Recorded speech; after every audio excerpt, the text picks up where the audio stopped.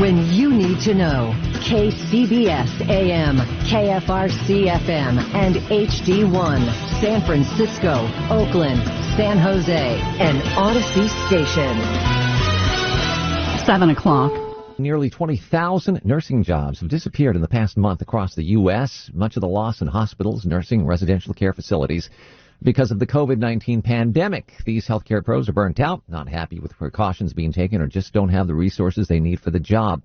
Joining us on the KCBS Ring Central Newsline is registered nurse Casey Rischel, who started her nursing career in 2019, but a short time later found herself dealing with this pandemic, and like so many others in the field, is just burnt out. Casey, why don't you describe what it's been like working with these patients over the last year or so? Yeah, it's been really hard. I never thought that nursing was going to be a piece of cake. I mean, this is not something I ever imagined going through, especially so early in my career, and it's not anything that nursing school prepares you for. This was uncharted territory that we were exploring, and we literally had to learn as we go. Protocols were changing every single day, and we were literally just rolling with the punches. It almost felt like we were in survival mode, honestly. It never got any easier seeing patients not make it without their loved ones by their side. And COVID really affects the mental health of all patients, even those that never got COVID, because of the strict visitor regulations. I mean, some patients went nearly a year without seeing their loved ones, and I saw so many patients sink into a dark place because of that, which was really heartbreaking to see. When did you know you were starting to feel overwhelmed and you thought, that's it, I can't do this anymore?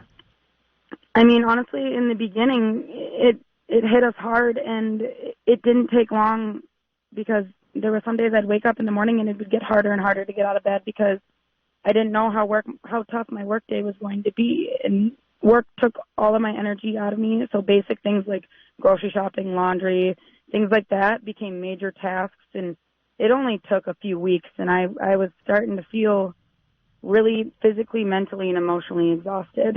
So how did you get over this burnout factor? What are your colleagues doing?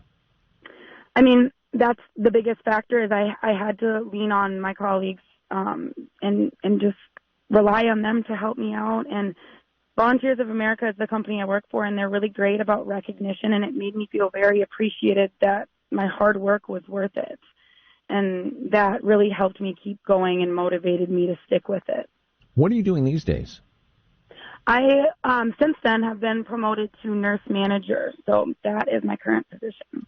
But are you concerned about the shortage? I mean, as we just mentioned a moment ago, nearly 20,000 nursing jobs have just disappeared in the past month. Part of that is the economy. Part of that is just because nurses are walking away from it. Are you concerned about the shortage of healthcare workers that we're seeing? Definitely. It's been hard. There's been a lot of shortage anywhere you go. You're dealing with staffing issues, and people are getting even more burnt out because of that, and because they're having to pick up the slack, and work longer hours, work extra shifts to cover. And I'm definitely concerned, but I'm hopeful that now that nurses are really getting the recognition that they deserve for all their hard work, I'm hoping that people continue to stick with it and more people pursue nursing in the future. Well, I hope so, because we certainly need you guys out there to appreciate it. Casey Rischel.